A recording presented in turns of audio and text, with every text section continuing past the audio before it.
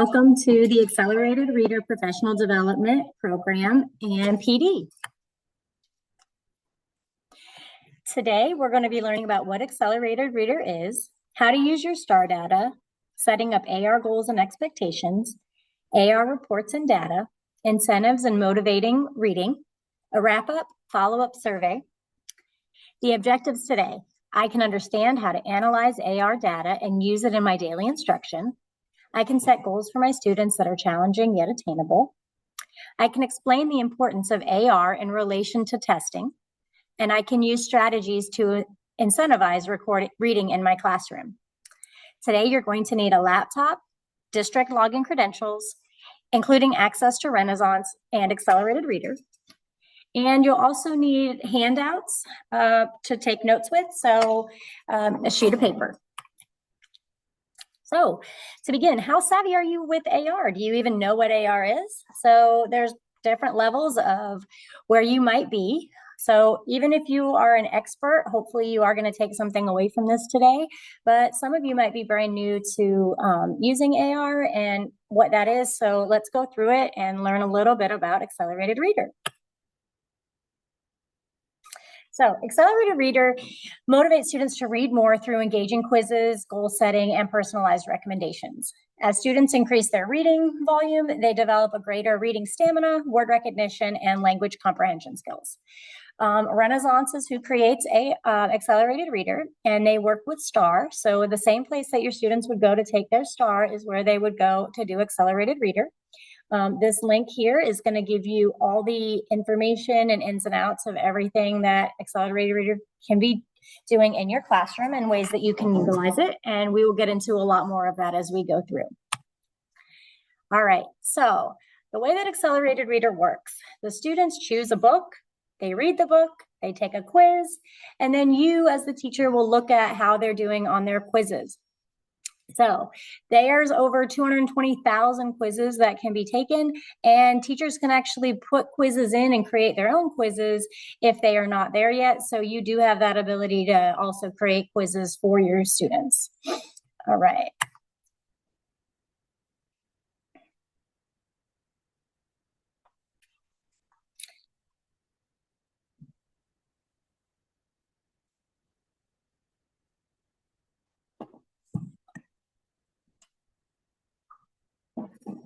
We're having a little audio trouble.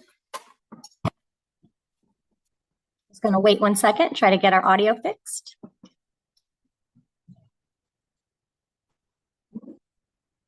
There we go.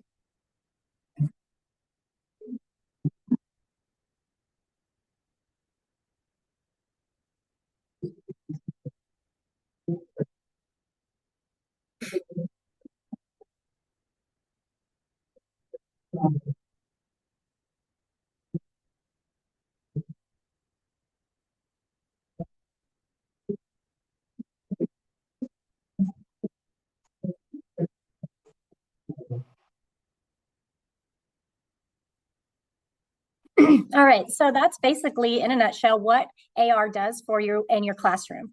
Now, the reason that I'm such a fan of AR is because reading helps their brains move and gets like exercise for the brain. So the more that the students are reading, the better it is for them in their testing and other things. So why Accelerated Reader? Well, here's the impact of reading 20 minutes. So This thing on the left here is something that I have sent home every year as a teacher. At the beginning of the year, it went home with the back to school papers. And I really tried to let students and parents know the impact of reading the 20 minutes. When you read 20 minutes every day, that produces, as you can see, 1.8 million words and in the 90th percentile.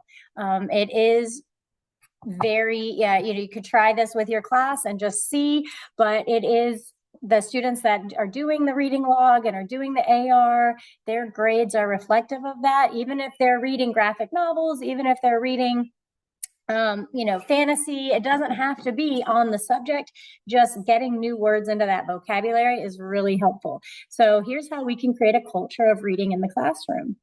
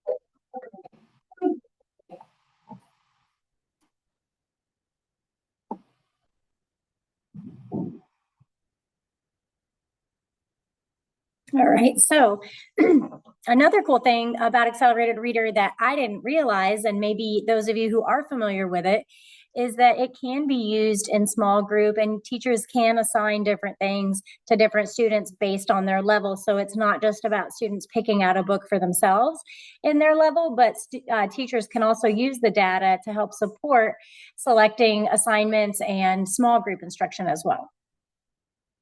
All right, so STAR data. STAR reading includes computer adaptive assessments that measure students' ability in reading. Most of you should be familiar with the STAR data in Renaissance.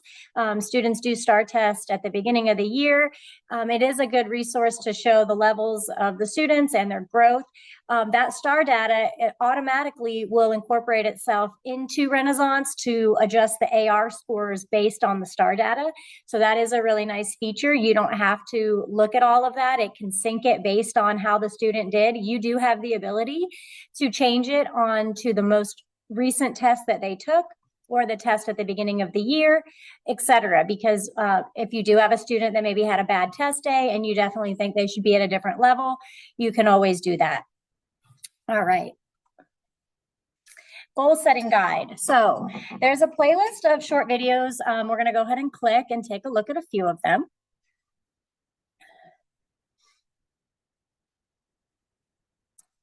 And so the first thing that you're going to want to do with your students is to make sure they have their goals in place. So these are pretty short. We're going to run through them.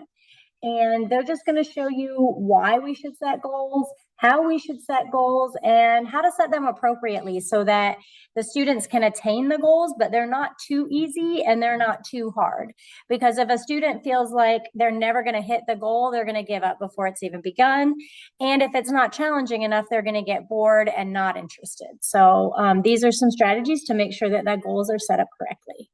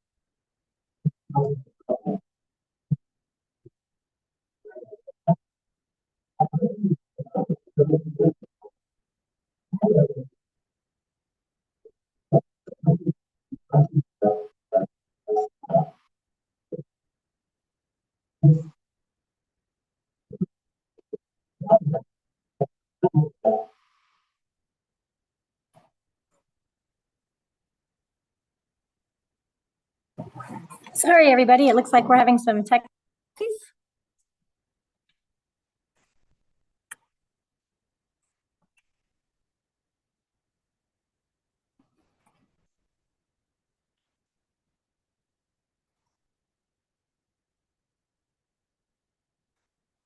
All right.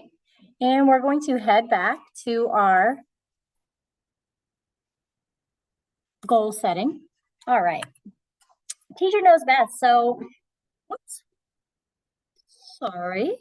Teacher knows best. So you are the sole determiner on this. You can use the point thing that they already have set up. So you can input those goals. We're going to practice that in just a minute.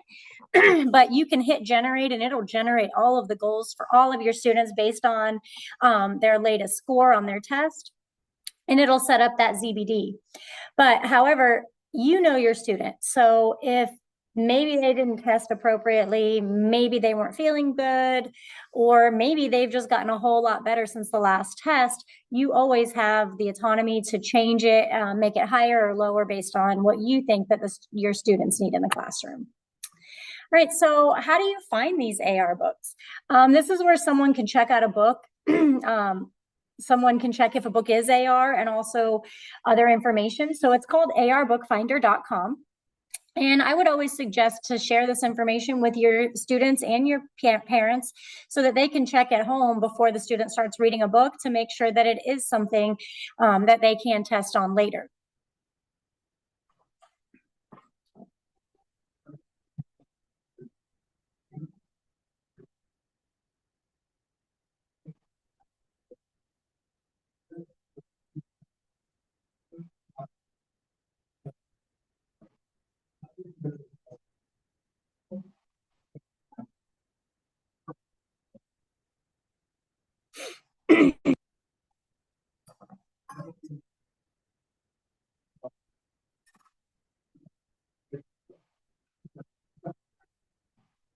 All right, so I would like you to go ahead and go to arbookfinder.com right now.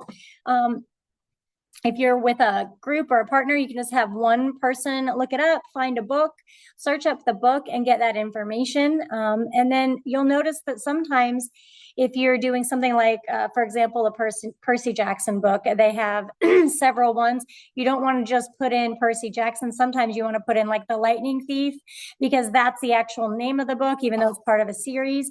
So play around with that a little bit. And yeah, I'll give you a few minutes with your team or by yourself independently. Go ahead and play around with arbookfinder.com.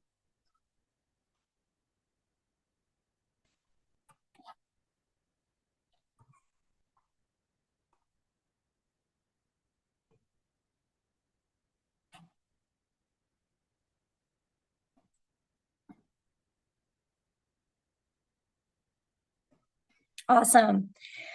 Now, open up Renaissance and set up goals for your homeroom class for the first 9 weeks. So how to set up the goals. I'm going to review it really quickly with you. You're going to go to Renaissance. On the left-hand side, you're going to see where it says Accelerated Reader. You're going to go ahead and click on that and then go to Record, Book, and Goals. Once you open that up, you're going to look at the top left and it should have your class. You're going to choose your homeroom class and marking period will be Q1. And you're going to hit edit goals. Once you hit edit goals, you'll see something pop up at the top. You're going to select all of your students. And then your star reading range is going to be for the most recent test that they've done this year. And you're going to do the full ZPD. And 85% correct is our goal in Polk County for grades 3 through 5. And then K through 1 is going to be 80%. And then middle school also would be practicing that 85%, and high school as well. Daily reading time, I always put 20 minutes. That again is going to be something that you are able to modify based on student need and accommodations. So if you have a student with an IEP, they may require less or more time based on whatever that is that that student needs, and that is totally fine and up to you to do. And the reading range can be for English is what we mostly would want to use. However, again, you do have that autonomy. If you have a brand new student that can speak a different language and they can take the test in a different language, then that's fine. So go ahead. I'm going to give you about 5 minutes or so. Go ahead and set up your goals. And then once they're set up, take a look at what the goal actually is for that individualized student. And then make a decision down here where you see the point goal. Make a decision if you are happy with that goal, if it is attainable to them, if you need to modify it. So go ahead and take about 5 minutes, and then we will get right back.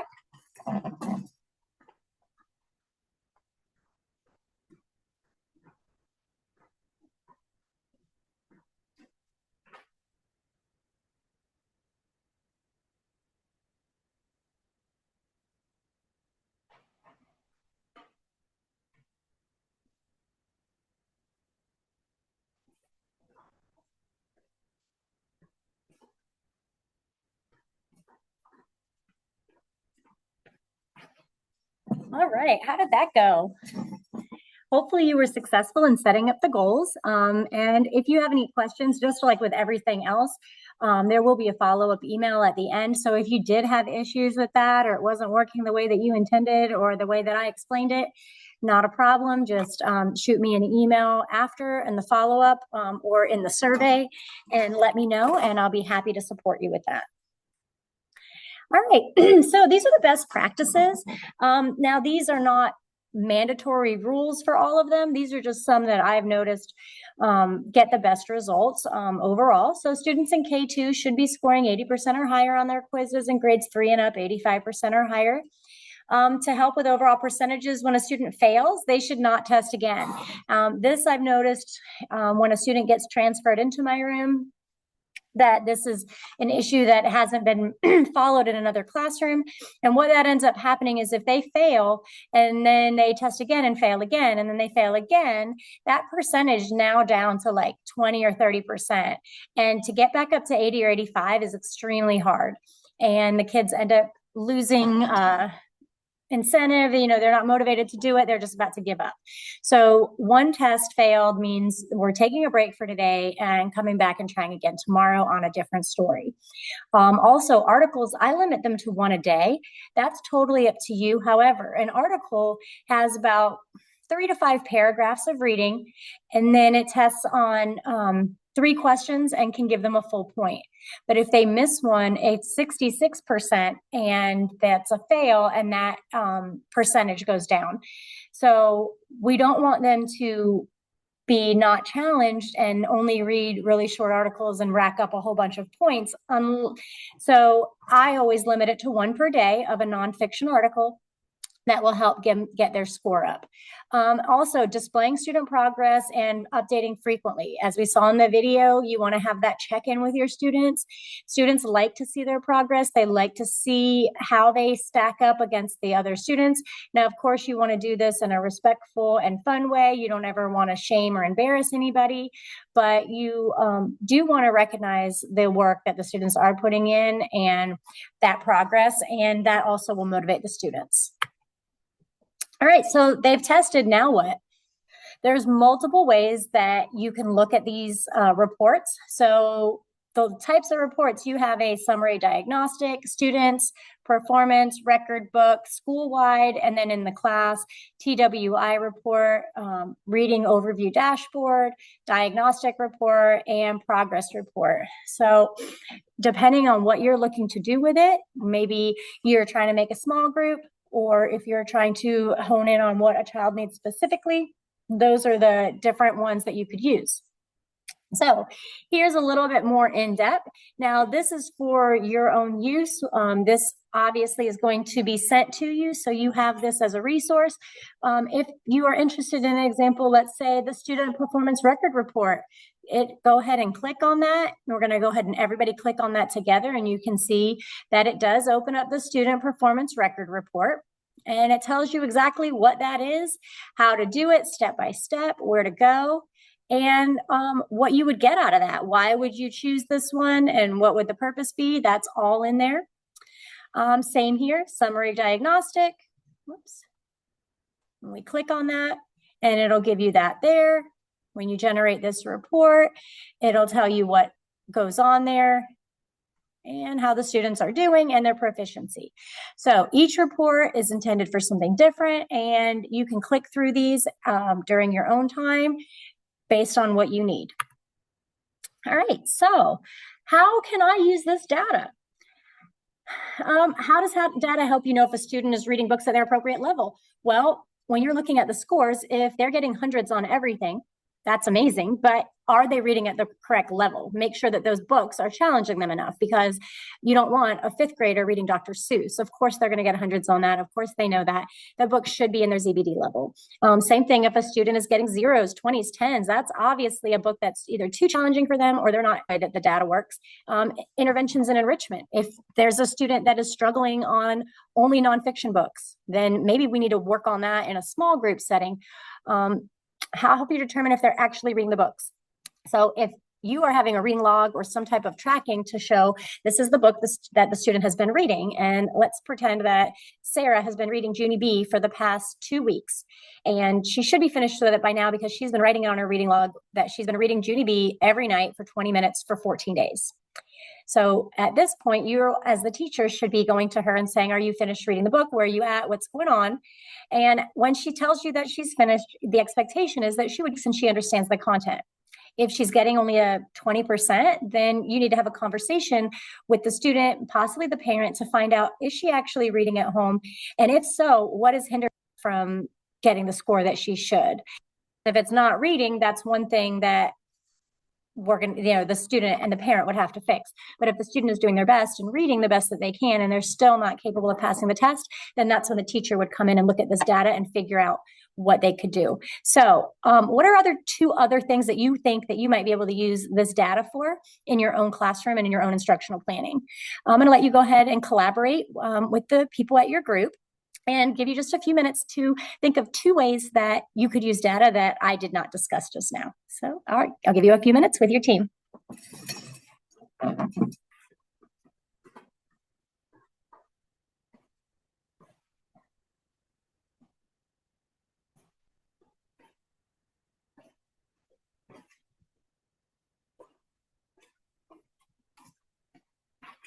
Awesome. How'd you guys do?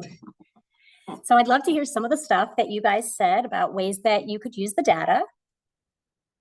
Small group. Yeah, I like that. Small group's a good idea. Great. Yes, differentiation. Yes, differentiation when we're making our small group, seeing who needs what. Oh, I like that. Yeah, partners or buddies. So maybe partnering them up with somebody that could support them. Either leveled readers, good. Yeah, at the same level, or a high baby and a low baby. Yeah, again, whatever is going to work in your classroom. This is a tool for you to use, and that data can help drive whatever needs to be. Perfect. Good job. Sorry, incentives and celebrations. All right, so AR works when it is incentivized in the classroom. Kids are excited about reading. Kids are encouraged. They want to get the rewards. They want to get the accolades. So make it a big deal. Celebrate AR. Share the successes, both school and class-wide. Motivate students with competitions, incentives, making challenges. So not only do they have their AR goal, you're going to encourage them, you're going to motivate them, challenge them, reward them, and celebrate them. If you make it a big deal and tell the students that it matters, they take it as a big deal and they treat it as if it matters. So tracking it. Tracking is a great way to motivate students. So something like this. Now, the one on the bottom left, that's an individual tracker that the student can keep at their desk. Up at the top, that one is a poster that can get hung up in the wall. So every time a student passes an AR, the teacher's giving them a check mark, and it looks like they're competing maybe with the most check marks will get maybe a prize, or the first one to get to a certain number. AR class average, this one is the percentages as a class. How many students in the class percentage-wise are hitting their goals? So motivating these, a chart or a game in the classroom or putting them up in the hallway. Maybe you're going to have the top AR class in the grade level or in the school. And then follow it up, like make those announcements. Say, hey, congratulations to Megan. She just got 10 points. Or, first student that gets 100 points for the school year is going to get whatever that might be. They can be purchased, but they can also be, things that you come up with. The kids love doing different things like bring a stuffed animal on their desk. Depending on the grade level, you can modify it to whatever works for you. If you're able to do like a non-uniform day or sit next to a friend at lunch, whatever it is at your school that motivates your students, utilize that. Figure out what students that are at your appropriate grade level would like, and then motivate it. So I know talkies are a big thing. So I have a cabinet in the back where if you hit your AR goal, or maybe it's just random where I say, I'm just going to randomly check in who has at least 5 points right now, or whatever that might be, who can pass their library chapter book. You can go to the back cabinet and pick out a treat. And I have like talkies and chips and goodies back there that motivate them. And they really like that.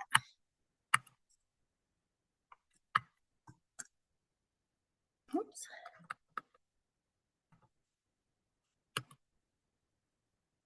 All right, get creative and use what your students would want. So incentives can be individual, they can be group. You could do boy versus girl, you could do classroom against classroom, grade against grade, or just individual students. So think about what you're already using in the classroom, and then listen to how others are using it, and think about ways that you could motivate it more. You could even create your own certificates. I know TPT and other Canva, places like that, you can just create them and print them out yourself for free. Treasure box, class privileges, maybe they get to be the line leader, maybe they get to sit wherever they want. Treats, goodies, class party, maybe you have an end of the 9 weeks AR party for students who hit their goal. Many different options. Make it a game. So as you can see, these are ways that you could move them around. And this is ways where they don't feel embarrassed. They're not feeling shameful of where they're at, but they're excited to see their progress. They're excited to move themselves around the board or see that they are moved around. You don't want to shame them, but you do want to motivate and encourage it and make it fun. All right. So AR is an important tool that helps encourage reading. Using the goals and strategies mentioned in this PD can help you motivate students to read. Students who read do better on tests and have a larger vocabulary than those who do not read regularly. So what is the reason that the teacher should even have AR in the classroom? Well, your goal basically is to have that student leave smarter than when they came to you. And the best way to have that happen is for them to be using their brain every day. The best way to do that is to read 20 minutes every day. So to incorporate that reading, let the students pick out the books that they want to read. Let them get a joy for reading instead of being forced to read books that they're not interested in. When we can give a student a book that they enjoy, that keeps them reading. So whatever we can do to keep them reading, both in the classroom and out, is going to shine through when the students are taking those tests that matter. So this is just a way to incentivize reading in the classroom, make it fun and engaging for your students. Go ahead and please complete that follow-up exit survey, if you will. It'll come through via email. And a copy of this PD is also going to be added to our school resource folder to be used as a resource. So any of these links and videos and information, it's all available for you. And please visit the takeaway. You'll find AR trackers, bookmarks, and other resources. So whatever works for you and anything that you feel might be useful in your class, please feel free to take it. Also, in that follow-up via email, you are able to request if you would like me to go more in depth, maybe stop by your room, you were struggling with setting up those goals, or want to learn how to better use the data. I am a resource available for you to use. Please reach out. I am happy to help whenever I can. Thank you so much.